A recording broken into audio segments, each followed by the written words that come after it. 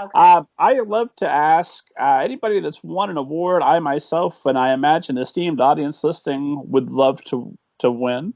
I like to ask what that experience is, so we can all live vicariously through you for a moment. So, what was that experience of winning the John Steptoe Coretta Scott King Award for New Talent? That's really nice of you to ask. I think that I'm not the best person to ask a question like that because living vicariously through me is, just having one shoe drop and then another shoe drops and then you just are like, ah.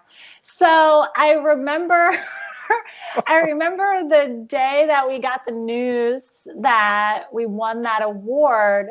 I really didn't experience it as a win because my husband was trying to switch jobs and there was some kind of intrigue between bosses.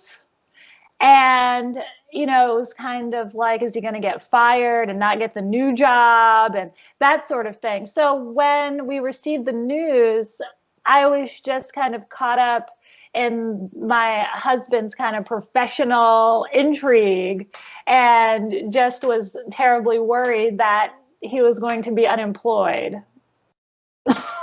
So unless this award comes with a year's worth of salary, I'm not that concerned right at this point. Yeah, which I think, for us, regular people that write because we love it and have other stuff that often is more important for better or for worse, it was a nice thing, but still when I think about it, I think about just how funny life is in that regard.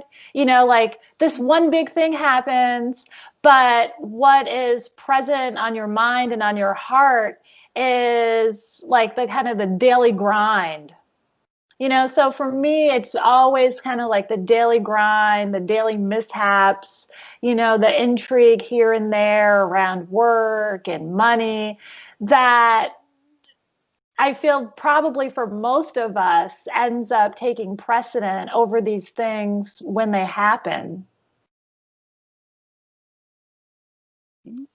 Well, that's the nice thing about starting a podcast, which I absolutely recommend everybody do, because then it's recorded, and sometimes these conversations that I get to have with incredible people such as yourself don't really hit me until about time number 3 or 4 when I'm editing them, and I've heard them and I've internalized everything. And it's like, oh, I'm so glad that I got all of that recorded because I would have spent the rest of my time worrying about the thing that happened immediately after the podcast when, the phone rang with some bad news. Exactly. And now that I've got it recorded, I can go back and I can relive that. Yes, that was a part of my life that really happened. Oh, how wonderful.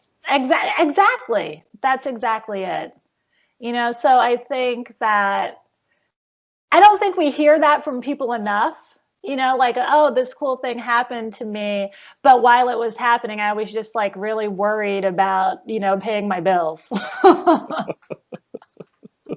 So I think if we heard that from people more, I think we would feel more compassion for each other and maybe more love, We wouldn't take each other so seriously, which maybe would allow us to take ourselves a little bit more seriously.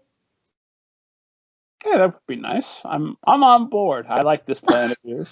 If the received audience is ever curious, most every podcast, what's going through my mind is don't say something dumb, don't say something dumb, don't say something dumb. Yeah.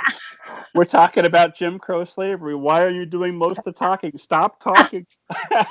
But then afterward, when I go back and I can listen to it, like, oh, look, listen to all the brilliant things my guest said, and I don't have to panic that I'm about to bring the whole thing down. Like, I know it ends well. Now I can really enjoy it. Yeah, you're great. This has been great. Thank you. You're amazing.